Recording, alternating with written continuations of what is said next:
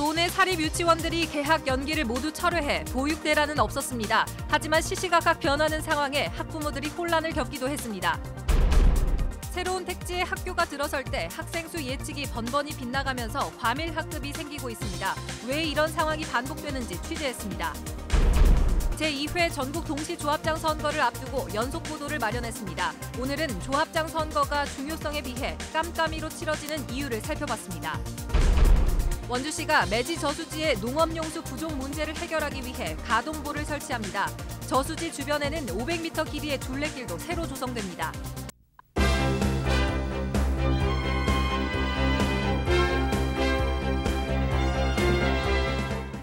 안녕하십니까. 뉴스데스크 원주입니다.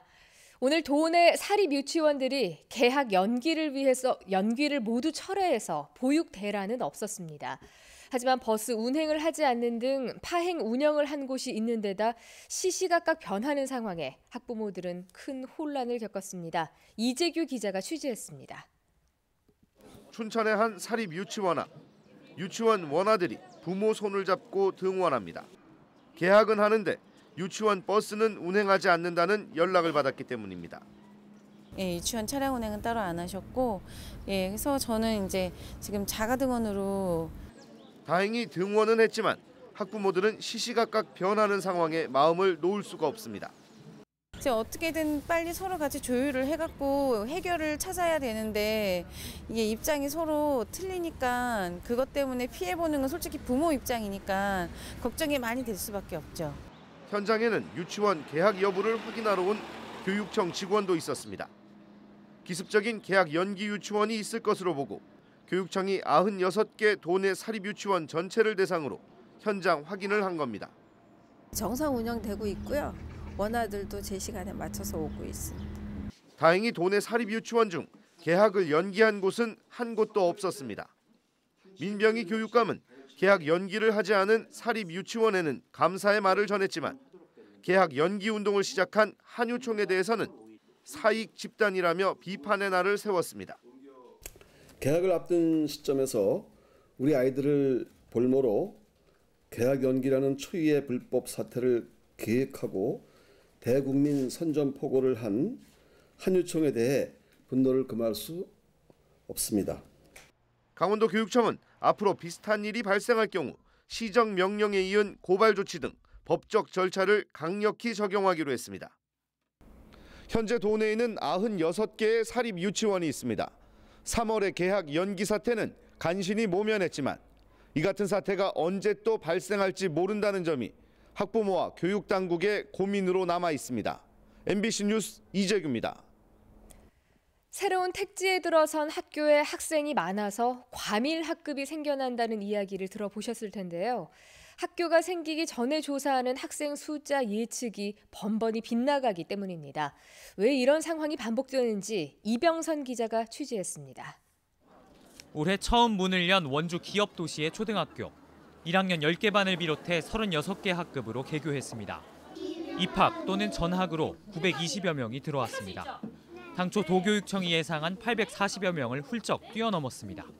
이사 오실 분들이 어느 시기에 얼만큼 오실지를 저희가 아파트 관리사무소 같은 데도 다 여쭤보고 해도 정확한 데이터를 얻기가 무척 힘든 상황이에요. 그래서 올해까지는 큰 무리 없이.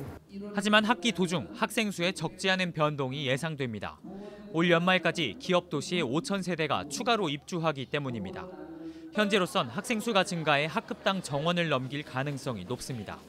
이 때문에 돌봄 교실 등 기타 시설을 학급으로 돌려 사용할 계획이지만 한계가 있을 수밖에 없고 인근의 또 다른 학교는 내후년에나 완공될 예정이어서 당분간 혼란은 불가피합니다.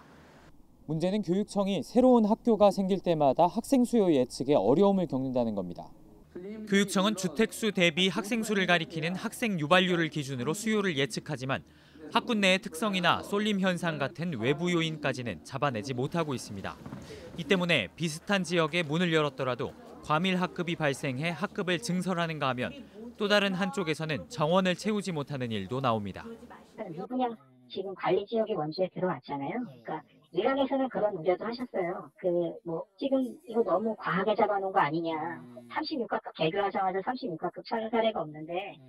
신규 택지가 건설되는 지역마다 학생 수요 예측이 엇나가면서 불편은 고스란히 학생들의 몫으로 돌아가고 있습니다. MBC 뉴스 이병선입니다. 제2회 전국 동시조합장 선거가 이제 열흘도 남지 않았습니다. 도내에서는 모두 100개 조합에서 조합장을 선출하게 되는데요. 원주 MBC는 조합장 선거와 관련된 주요 이슈를 점검하는 연속 보도 순서를 마련했습니다.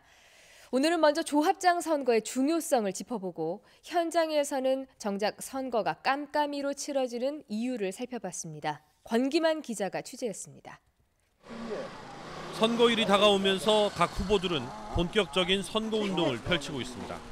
유권자들을 만나 명함을 건네고 지지를 호소합니다. 마음 편안하게 농사 질 수 있도록 열심히 노력하겠습니다. 농민들의 삶의 질을 높이기 위한 조합장이 되도록 하기 위해서 조합은 조합원들의 권익과 복리 증진을 목표로 하고 있습니다. 조합원들이 생산한 농수축산물을 바탕으로 부가가치를 높일 수 있는 방법을 찾아 추진해야 합니다. 상대적으로 1차 산업의 비중이 높은 강원도에서 조합의 역할은 수도권이나 대도시에 비해 중요할 수밖에 없습니다. 많은 거 생산하고서 또 팔지도 제대로 못하고 팔려봐도 생산비도 못 미치는 단가에 팔아서 맨날 생산성만 많아지지 배고픈 삶을 사는 것이 지금 농부들이다. 때문에 조합장 개인의 능력과 의지가 조합의 성패를 결정짓는 중요한 요인이 되기도 합니다.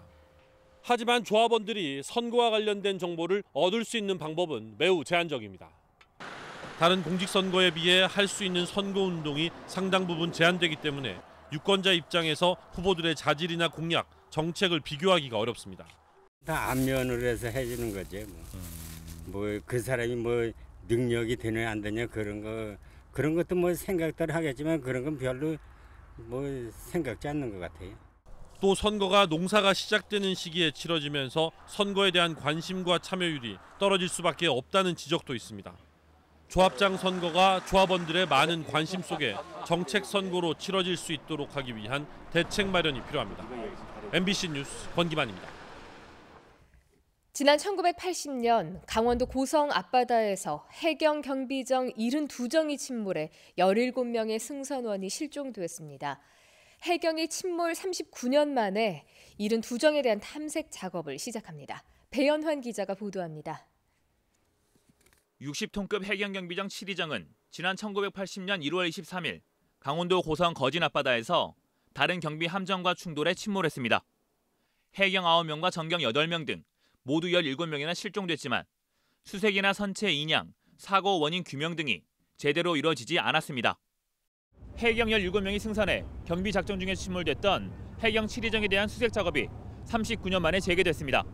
유가족들이 선체 수색과 인양을 지속적으로 요구하면서 뒤늦게 탐색 작업을 하기로 결정된 겁니다. 유가족들은 지금 뭐 살아 계신 분들이 연세가 지금 많으십니다. 그래서 더 한 분이라도 돌아가기 전에 빨리 찾아서 나라를 위해서 일한 분은 군무지에 좀 안창할 수 있는. 해경은 다음 달 11일까지 1200톤급 잠수 지원함과 한국해양과학기술원에 해양조사선 2호도호를 투입해 탐색 작업을 벌입니다. 탐색 작업은 침몰 추정 반경 5,000m 해역에서 진행될 예정이며 음파 탐지 장비 등이 사용됩니다. 리일장으로 간격은 한 300m로 해가지고 반경 한 3마일권 내를 집중 수색할 예정에 있고 현재로는 물표가 나와 있는 7개의 의심 물표가 있고 추가적으로 점을 검색해서 탐색할 계획이 있습니다. 탐색 작업에서 선체를 발견하면 인양 등에 대한 논의가 진행될 예정입니다. MBC 뉴스 배연환입니다.